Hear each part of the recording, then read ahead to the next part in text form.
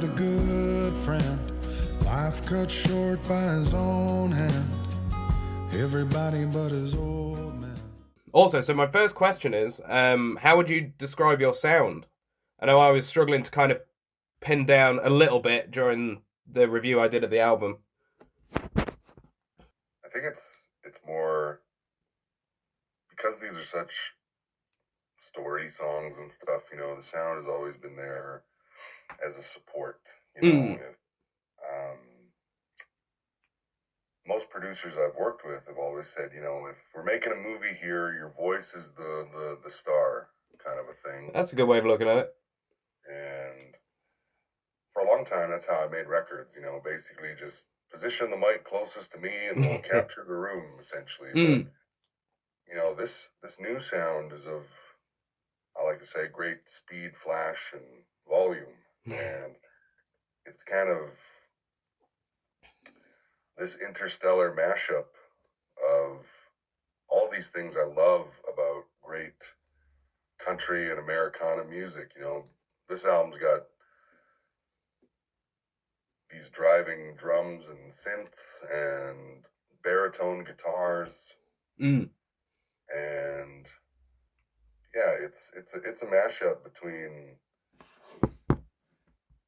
Gordon Lightfoot, John Prine, and well, the way I'm leaning, I've always admired Jason Isbell, the 400 unit and stuff, and that kind of driven sound that you can drive a truck to for 8 or 9 hours in your shift, and maybe the music will energize you or pick you up rather than drop you off, kind of thing. And, yeah, exactly. But yeah, it's a blend of all my influences, but at the core of it is this storytelling style that I've been working on for quite a while. So you'll just have to listen and make it up for yourself. But yeah, if you're a fan of those people, this is for you, I think. No, sounds good. I feel like the kind of album title and even the artwork kind of hint at a little bit of a change as well. The kind of further from the country. I know it is still rooted in country music, but it feels definitely like it's an intentional shift almost.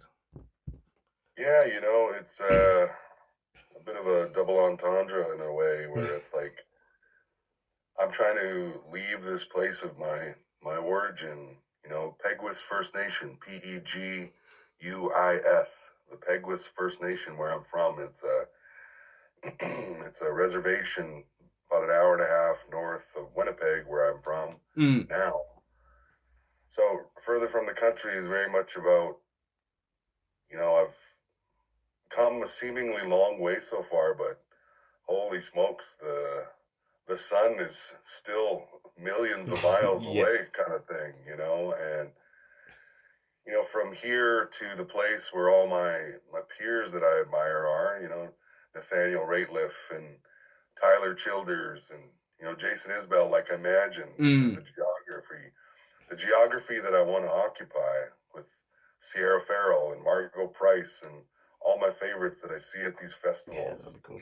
It's like Billy Strings, I admire these folks so much, and yeah, it feels like a long way to get to where they are, but I think we're closer than ever, and this music is kind of the rocket ship that will hopefully, get us a little further along. Yeah, definitely. Trading the horse and buggy for a spaceship, kind of a thing. Yes.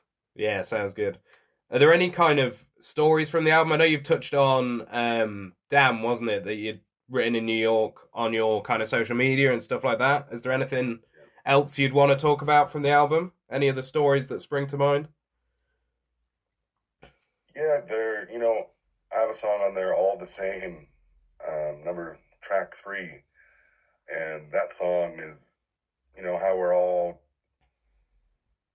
kind of coming from the same small town when we are, there's always been this big divide between not only Canadians and Americans, but, white folks and First Nations people, First Nations is the preferred term of Indians here in Canada. You know, Native Americans, if that's easier. Yes. Yeah. But you know, we grow up in similar situations where we're coming from lives that are filled with birthdays and graduations, weddings, funerals.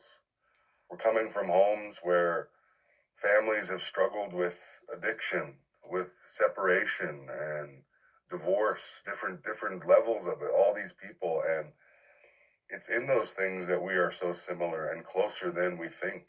And, you know, all the same kind of talks about how growing up in those situations, it can feel like apathy could take over. There's less of a reason to try, to shine, to be your best self. And so many people that I grew up around deal with that still.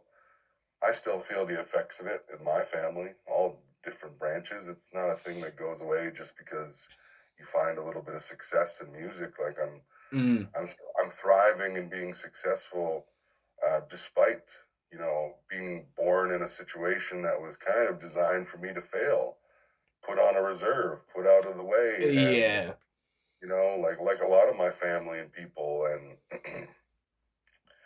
a long time ago, cut off from any real resources, and you know, the list goes on and on. So I know that there are Americans living in small towns. There's people from the UK coming from little places that have to deal with this everyday thing where it feels like nothing changes, no matter how hard I try.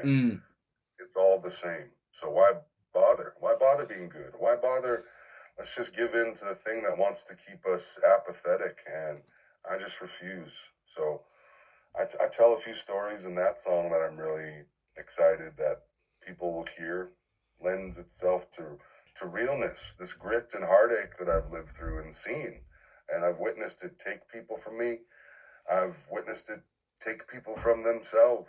And I just want to kind of stand and sing that song as a product of determination and success, and say, you know, despite that, you can actually change some things around you. And yeah, I love highlighting at the same time, you know, like the singles have been really great. I really love For the First Time in the way that it talks about moving on from pain, and it don't break me like it used to, you know.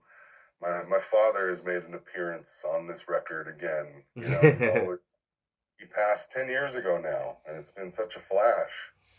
And, you know, The Charmer kind of tells a little bit more of his story. I've always just propped him up as the hero dad that he was, but, yeah, you know, again, in his heart, he was also a man dealing with the effects of, you know, going to these day schools, these almost residential school-like places that we had in Canada. You know, he attended those day schools in his youth, and you know, his family situation wasn't ideal. He was a young father. He lied his way on to job sites and did his best with what he had. And I just wanted to show that he was a real man at the heart of those things too, dealing with a lot of unanswered questions. And it helps me understand him in his way. Why did he, you know, why was he angry? Why was he frustrated? Why were we so quick to always feel it and see it? You know, it's a different form of navigating love. So, yeah, he was a real charmer kind of thing. No, it's definitely a good way of kind of putting it, for sure. And so how did you kind of get into the more countryside of music? I know obviously, you know, over here in the UK, it's very much, a lot of people just look at it as the south of the US and that's about it. Whereas, you know, not only are you Canadian, but, you know, you've come from this reserve background. How did you kind of get into the whole country thing? Well, country music lives on the reserve. You know, it's cowboys and Indians for a reason. And, True. And those two have always coexisted in a way. And, you know, when you when you go to the baseball games or the hockey games on the reserve, the music that plays between the puck drop and that's blaring in the background from somebody's truck stereo, it was Merle Haggard. It was Hank Williams, and it was all the greatest country singers you can think of. And my dad gravitated towards Christofferson and Johnny Cash, of course. I've talked at length about these people and how they're a huge influence. So thankfully, that's one of the gifts that he gave me, was he loved to strum a guitar and he loved to sing these old country songs all the time. And, you know, that really opened a world to me where music was a possibility, because I basically, as a kid, you know, you're exposed to what's playing overhead at the the grocery store or on the main radio. Exactly, you know? yeah. And none of these voices really ever sounded like me. But then, you know, you discover Gordon Lightfoot and Leonard Cohen, and you start to learn there are other voices. There are working class musicians. I moved to the city. I moved further from the country to Winnipeg. And then I started seeing, you know, non-famous people making music for the first time. And that really clicked all the things. And it's like, from that moment, that's when we started assembling this ship to take us where we got to go. And it's just been a labor of love the past 10 years and the 10 years before that to get right here where we are, talking about a refined sound and an intentional album. Exactly, yeah. You know, just launched 2 tours this week, one of America, one of Canada, and just so proud of, I don't want to lose my train of thought here, but we started off talking about, what did you just ask me?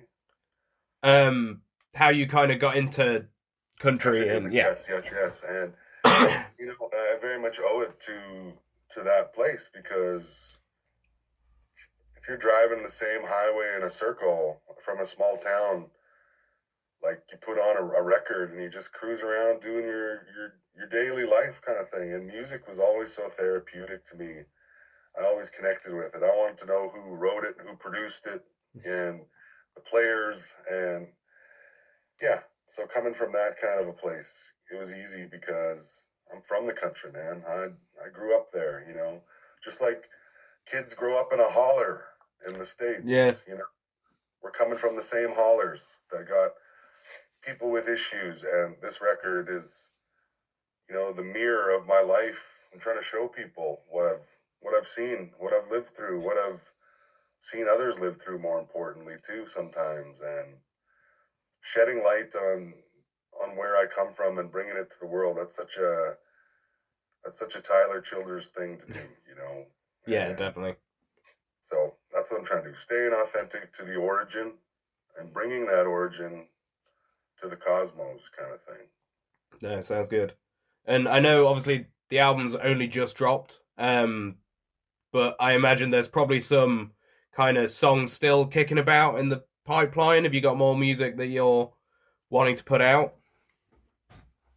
Yes, thankfully. That's the whole thing. It's I used to think I could stockpile. Let's just write 200 songs and then I'm good for the next 20 albums. Yeah, right. It doesn't work like that. You know, there's no saving your best stuff. I'm always just putting my best stuff out, you know, forward, because who knows how much time I have to start. Who knows how much time these people even want with me. True. And I just love creating what's most honest and reflective of the moments I'm living now. And that's why it's fun when you can dip into that pile of lots of music ready to go and share it when it's appropriate. So there's a song on this record that I started 10 years ago. Oh, wow. And leading up to this moment to record it, finally the chorus came, you know, finally the rest of it made sense. And that's, you know, on rolls the wheel. That's the thing. It's, you go to venues, you go and play London, the Slaughtered Lamb a couple times, and then all of a sudden you're at a bigger venue and you come back and you see your name on the wall still, or an old poster or something. It's like, hey, there's more people this time, and my son's growing older, and I just got married and we bought our first home, and these are all things that I never really imagined for myself when I was hopping couch to couch at friends' places and basically living out of a car for a while, and not having any money or a job, and just holding on to this kind of glimmer of hope that it would work out. And now I've built a following, and I have a great support system, and I'm not wondering where I'm going to go tonight or today. And that can bring a peace that is often linked to complacency or a laziness or a lack of edge or hunger. And it's none of those things. I don't believe you need to live in suffering to create beautiful art. Exactly, yeah. We can live wholeheartedly and ambitiously, optimistically for our families, for those that we love, and leave a memory behind that shows that we enjoyed our time together. That's so important to me because, I'm kind of left reeling even 10 years after my dad's death. Like, what did make you happy? Was there anything besides, what else? What else were you? What else did you love? Tell me more things about your childhood. And now that I'm a man, I wish I could have taken a deep dive for just 10 hours. Tell me the things you were going through that I couldn't hear when I was 10. When I saw your helplessness, your anger, your frustration the most. And you kind of come to learn that he was also just a younger man trying to balance a family. Exactly, yeah. And he didn't have a lot of money to do it. And he didn't have a talent that paid him like this, but he loved strumming a guitar. And the greatest thing that happened out of all that was that he kind of majorly assisted this life, would, give you his last dollar to take care of you. And that's the kind of man he was. He was generous, and he was funny, and he was thoughtful, and all these things. And I patch it together through memories, and I think if he were here now, I would see the best side of him still. He would be so happy with where the music's going, and he'd be so happy to meet another grandson. And there's a whole bunch of things on this record. Yeah. And then you've touched on it before, but you've got quite a busy next few months, right? You said you've got Canada and the US kind of down to tour. Just announced the Further From the Country tour with Boy Golden opening all the dates. That's who produced this record. Oh, cool. Yeah, Liam Duncan is his name, but produced by Liam Duncan, Boy Golden, and then we're bringing them on the road. So it's more friends that get to come along for this month-long journey, and I have so many talented players on this record. It's my band playing the drums, and it's really neat how I was humbled just before this whole thing started because, the day before recording started, I was playing basketball in the driveway with my son in the rain, and I slipped, and I separated this shoulder. Oh, God. And so I was in a sling for the first 3 weeks of production, and then my band had to take over because we had to, Exactly, Studio's paid for, and everybody's ready to go. Has to be now. And so relinquishing a bit of that control, letting my crew, direct things and help me find a sound, and that was really special. A different way to make this album. And they deserve a lot of credit too, Stephen Arundel, Cody Awasia, Kieran Plasetka, John Mark Barron, and all the players, Chris Ulrich, Austin Parahoniak. If you go to my Instagram and the album announcement, there's a whole credit sheet there, and they're a huge part of what this sound is on this record. And I'm really happy to have these people in my corner making great music. I'm hoping it's a more of a if you build it, it will come situation, and it will invite new listeners to come by.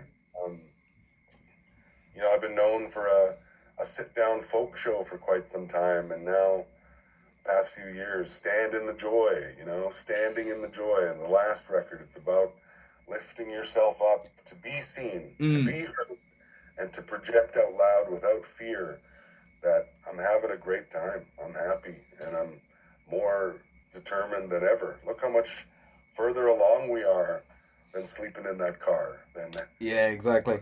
And pawning your guitar for cigarettes, and not knowing where I was going to go or if this would be anything. So I think it's time to triple down on the belief and just keep going forward, man. This is what it's all about. It's rocket fuel, and it's fearless into the unknown, because there's no other option. Yeah, sounds good. Have you got any plans to come to the UK? Have you mentioned you played a couple of shows here before, right? Yeah, I've been all over. I just wrapped up a few dates with a band over there at the beginning of September. Oh, cool. But no, the UK is always on the radar, so I'm sure there's some summer, fall dates coming down the pipe to show off this record. My goal is to finally get my band over there, because I've been there 7 or 8 times solo. Yes. So I think it's time that the UK experiences what the full thing is. That'd be cool. I imagine it's a bit of a logistical nightmare, is it, to try and get 5-6 people out, especially trying to do a full tour, or whether it's just a festival stop or two. Yeah. So if everybody goes and buys it with money, then it's probably easier to get us all over there. True. And then, as a kind of lighter final question, do you have a dream tour lineup you'd want to be a part of? I know you've kind of touched on a few inspirational musicians before. Is there anyone you'd want to hop on a tour with? Well, yeah, I think Chris Stapleton's the guy. That'd be cool. He's the one.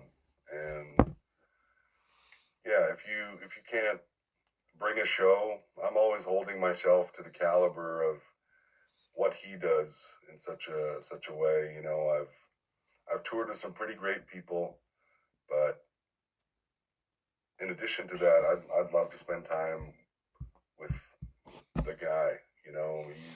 He's really seems to have it figured out, and his career has really been a special road too.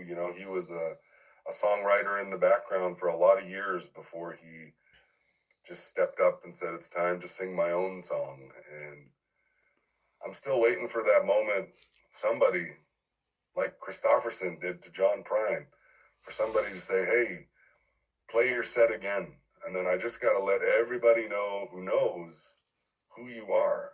And we're right on the cusp of that. We're just unknown enough still. And I'm more motivated than ever to kind of cross that threshold into a more household name in America and the UK still. Always building, always working on that. So it's a big puzzle that's coming together slowly, one piece at a time. And I'm happy with where it's at right now, but I'm ready to go bigger. Yeah, that'd be cool. I feel like you'd complement Chris's sound pretty well as well. I feel like it'd be a good show between the two of you. I'm a huge fan. Awesome. Well, that's all I've got anyway. So thank you for taking some time out. I assume it's morning there, is it?